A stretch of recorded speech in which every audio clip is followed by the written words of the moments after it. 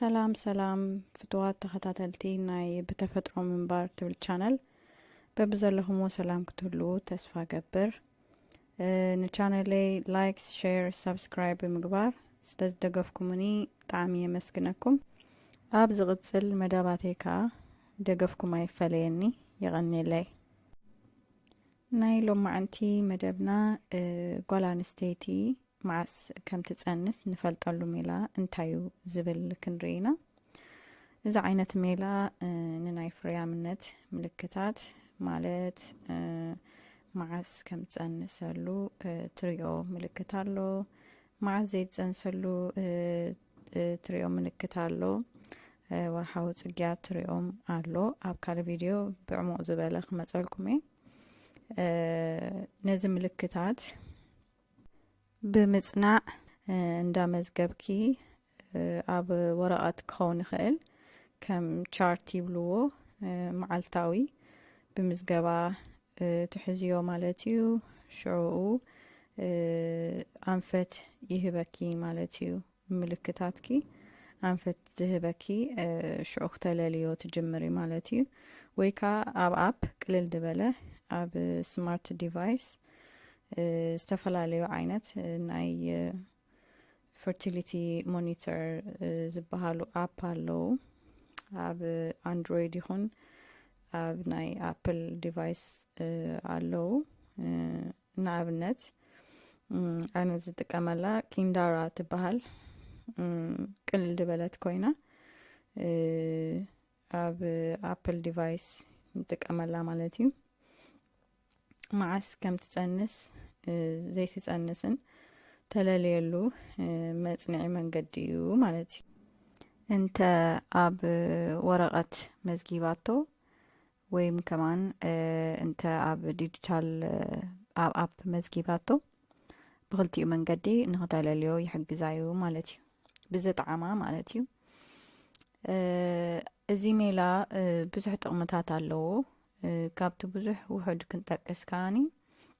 ንኣካላትና ወይ ንስርዓት ፍርያምነት ብዝበለጸ ክንርድኦ ይገብረና ማለት ካብ ወርሒ ናብ ወርሒ ካብ ጊዜ ናብ ጊዜ ነቲ ምልክታት እንዳጽንዐት እንዳለለየት እንዳመዝገበቶ ክትከይድ ከላ እቲ ቻርት ወይ ከዓ ኣብቲ ኣፕ ኣንፈት ክህባ ይጅምር ወይ ከዓ ትሬንድ ክትርኢ ትጅምር ማለት እዩ እዚ ኸኣኒ ብምፍላጣ ርእሲ ተኣማንነታ ይዛይድ ማለት እዩ ብፍላይ ኣብ ሓዳር ዘለዉ መጻምድቲ ነዚ ሜላ እዚ ብመጽናዕቲ እቲ ምልክታት ብምልላዮም ብምስምማዕ ማለት እዩ ብኮንፊደንስ ፕላን ንኽገብሩ ይሕግዞም ማለት እዩ እቲ ካልእ ጥቕምታት ናይዚ ሜላ ከዓ ተፈጥራዊ እዩ እዚ ማለት እግዚኣብሔር ብዝሃበና ተፈጥራዊ ናይ ጓል ኣንስተይቲ ወርሓዊ ዑደት እዩ እዚ ኸኣኒ ምስ ጥዕናና ሽግር ኣየምፀልናን እዩ ወይ ጎናዊ ሳዕቤን የብሉን ወይ ከኣኒ ምስ እምነትና ከዓ ኣይጋጮን እዩ ማለት እዩ እቲ ትጸንሰሉን ዘይትጸንሰሉን ምልክታት ተረዲና ኸኣኒ እዚ ሜላ ብምጥቃም ጓል ኣንስተይቲ ጽንሲ ክትሕዝ ይሕግዛዩ እዚ ኸኣኒ እንድሕር ጽንሲ ትሕዘሉ ጊዜ ፈሊጣ ኣብቲ ጽንሲ ትሕዘሉ ጊዜ እቶም በዓል ሓዳር ወይ እቶም መጻምድቲ ስጋዊ ርክብ ብምፍጻም እቲ ክትጸንሰሉ ትኽእል ኣጋጣሚታት ከም ዝዛይድ ይገብርዎ ማለት እዩ በቲ ሓደ ወገን ከዓ ናይ ወሊድ መቆጻጸሪ ክጥቀሙሉ ይኽእሉ እዮም ማለት እታ ጓል ኣንስተይቲ ወይ ቶም መጻምድቲ ማዓስ ከም ትጸንስ ማዓስ ከም ዘይትጸንስ እንድሕር ኣልየልዮሞ ኣብቲ ክትጸንሰሉ ትኽእል ጊዜ ንዕኡ ብምውጋድ ኣብቲ ዘይትጸንሰሉ ጊዜ ጥራሕ ብምርኻብ ከም ወሊድ መቆጻጸሪ ክጥቀሙሉ ይኽእሉ ማለት እዩ እቲ ዝዓበየን ድበለጸን ጠቓሚነት ናይዚ ሜላ ድብሎ ግን ኬሚካልን ሆርሞንን የብሉን ስለምንታይ ኣብዚ ጊዜ እዚ ዝበዝሓ ኣዋልድ ናይ ሕክምናዊ ናይ ወሊድ መቆጻጸሪ ንምጥቃም ዝተፈላለዩ ናይ ወሊድ መቆጻጸሪ ዓይነታት ኣሎ ኣብ ካልእ ቪድዮ ብዕሙቕ ዝበለ መጸኩሜ እሱ ብምጥቃም ዘይድሊ ሽግርን ጎናዊ ሳዕቤንን ይቃላዓ እዚ ኸኣኒ ካብቲ ብዙሕ ውሕድ ንምጥቃስ ናይ ጸባይ ምቅያር ክኸውን ይኽእል ዘይንቡር መድመይቲ ወርሓዊ ጽግያት ዘይኮነ ማለት እዩ ወይ ከኣኒ ናይ ሆርሞን ምዝንባል ክኸውን ይኽእል ከማነይ ብነዊሕ እዋን እንድሕር ተጠቂምክናሉ ናብ መኻንነት ከም ዘብጽሕ ይፍለጥ እዩ ማለት እዩ ስለዚ ቶም መጻምድቲ ነዚ ተፈጥሮአዊ ሜላ ብምጥቃም ዘይድሊ ጎናዊ ሳዕቤንን ሽግርን ከወግዱ ይኽእሉ እዮም ማለት እዩ ኣብ ሕክምና ወይ ከዓ ኣብ ቤት ትምህርቲ ንመሃሮ ስርዓት ጽግያት ወይ ዑደት ናይ ጓል ኣንስተይቲ 28 መዓልቲ እዩ ይብሉ እታ እንቋቑሖ ትዳለወሉ ወይ day of ovulation ከዓ 14 መዓልቲ እዩ ይብሉ እዚ ግን ትኽክል ኣይኮነን ስለምንታይ እንድሕር ኢልኩም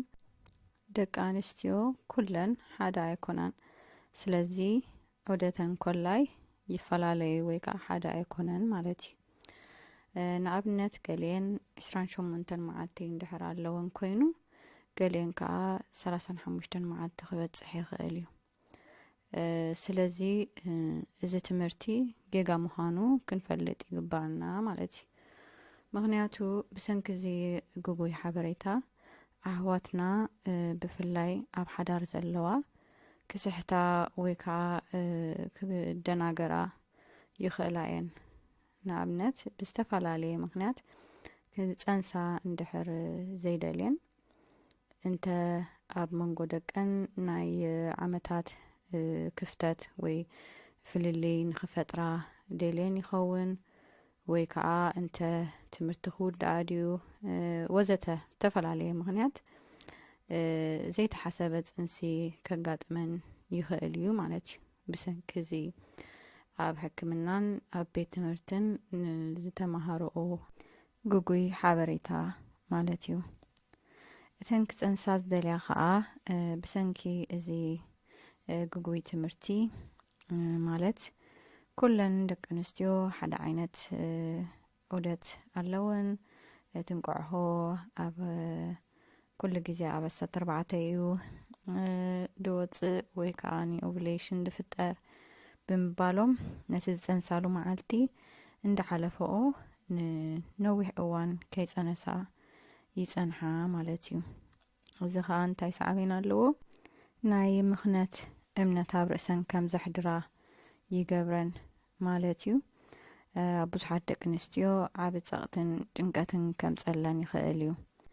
ስለዚ ተፈጥሮአዊ መንገዲ ብምጥቃም መዓዝ ዝጸንሰሉን ዘይጸንሰሉን መዓልቲ ኣለሊና ውልቃዊ መጽናዕቲ ጌርና ካብቲ ሜይንስትሪም ድብልዎ ጉጉይ መረዳእታ ወይ ትምህርቲ ተወጊድና ብናይ ተፈጥሮአዊ መንገዲ ክንጥቀም ይላቦ ማለት እዩ ኣብ ዝቕጽም መደብ ናይ እተን ቀንዲ ምልክታት መዓዝ ዝጸንሰሉን ዘይጸንሰሉን ምፍላጥ ሜላ ሒዘልኩም ክቐርበ ብዛዕባ ናይ ሎም መዓልቲ ዝነበረ መደብ ርእይቶ ወይ ከዓ ሕቶታት እንድሕር ኣሊኩም ብነጻ ኣብ ኮሜንት ሴክሽን ጽሓፉለይ ብዝተረፈ ላይክ ሼር ሳብስክራይብ እንዳገበርኩም ደገፍኩም ኣይፈለየኒ ክሳብ ዝቕጽል ብኻልእ መደብ ንራኸብ ሰላም ጽንሑ